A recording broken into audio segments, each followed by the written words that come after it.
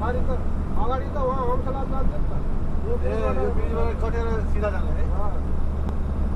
यो ब्रिज कटेर होइन यो ब्रिज यताबाट जाएर सिधा जान्छ घुमेर यता जान्छ तपाईँ त्यो अगाडि ब्रिज यो ब्रिजको बिचमा छ यो ब्रिजदेखि अगाडिको अगाडिदेखि बिचमा